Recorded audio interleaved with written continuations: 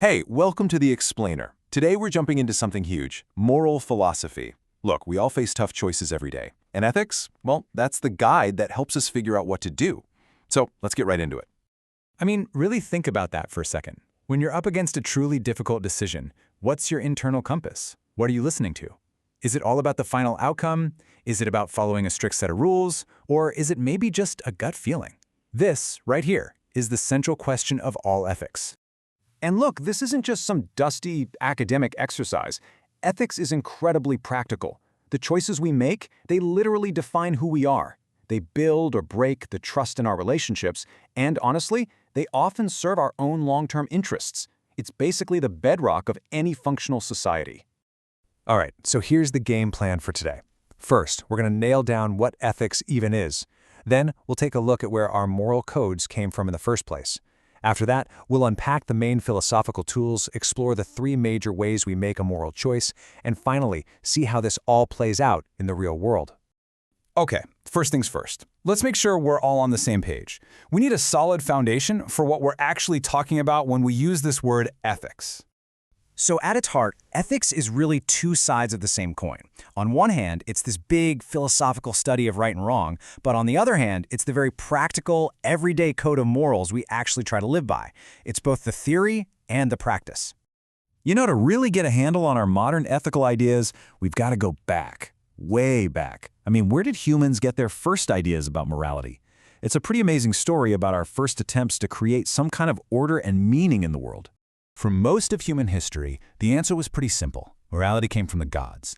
You've got the sun god Shamash giving a whole code of laws. You have God giving the 10 Commandments on Mount Sinai. Or in ancient Greece, Zeus gives humanity a sense of justice. When you say the rules come from a divine source, well, that gives them an incredible, almost unquestionable authority. But then, along comes the philosopher Plato, and he throws a massive wrench in the works with this killer question. It's called the Euthyphro dilemma, and it goes like this. Is something good just because God says it is? If your answer is yes, then morality is totally arbitrary. God could have commanded us to do horrible things and we'd have to call them good.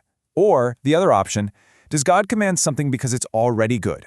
If that's the case, it means there's a standard of goodness that exists completely separate from God. And that right there, that's the birth of moral philosophy. Okay, so how do you even begin to answer Plato's bombshell of a question? Well, to build that independent standard of goodness, philosophers developed a formal way to analyze ethics. The best way to think about it is like a toolkit for thinking clearly about right and wrong.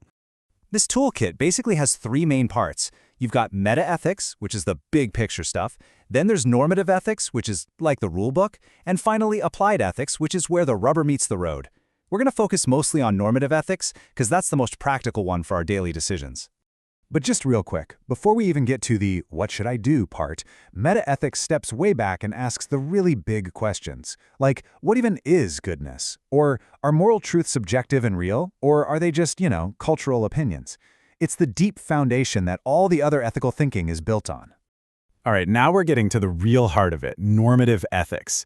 This is the branch that gives us three main paths, or three different ways of thinking to figure out what the right thing to do is. So, normative ethics is all about being prescriptive. It doesn't just describe what people do, that's more like sociology or anthropology. No, it tries to establish how we should or ought to behave. It's all about creating a framework to guide our actions. First up, we've got consequentialism. And the logic here is actually super simple. An action is good if it leads to good consequences. The most famous version of this is called utilitarianism, and its main idea is that the most ethical choice is the one that will create the greatest good for the greatest number of people. It's all about the final outcome. And this brings us to a classic and pretty brutal thought experiment. From a pure utilitarian, greatest good for the greatest number point of view, sacrificing one healthy person to save 4 sick ones, well, the math works out. But for most of us, something about that feels deeply, fundamentally wrong, right?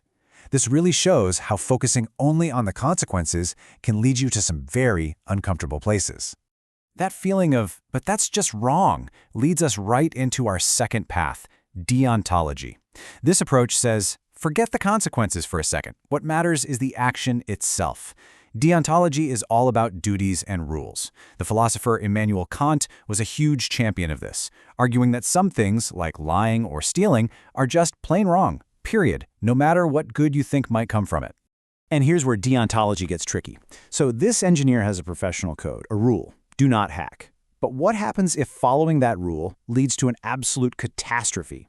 This dilemma shows how a system based only on rules can sometimes feel rigid, maybe even blind to the very real, very serious consequences of our actions.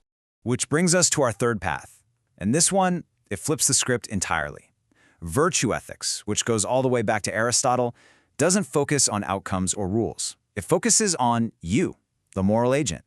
It asks, what makes a good person? The whole idea is that if you focus on building a virtuous character by practicing things like honesty, courage, and compassion, you'll just naturally make the right choice when a tough situation comes up. So let's just pause and pull all that together. Consequentialism focuses on outcomes, asking what will create the best results. Deontology focuses on rules, asking what is my duty? And virtue ethics focuses on character, asking who do I want to become?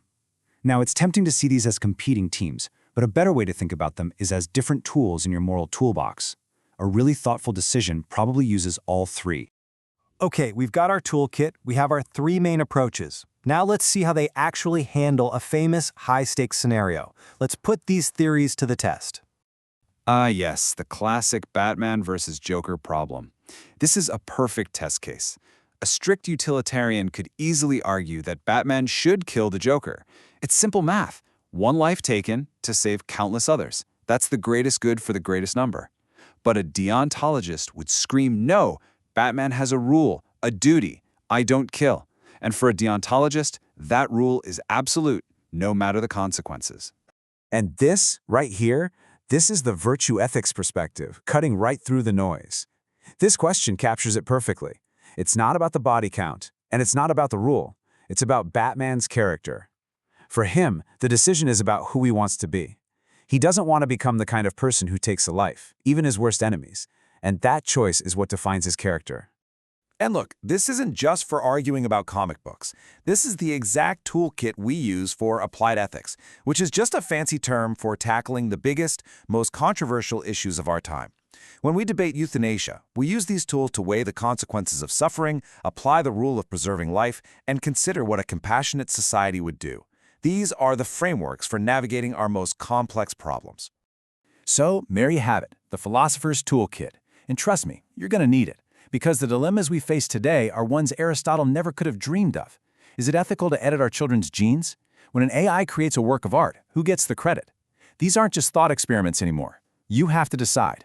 And you'll do it by weighing the consequences, considering your duties, and thinking about the kind of person and the kind of world you want to become. So the question is, which tool will you use?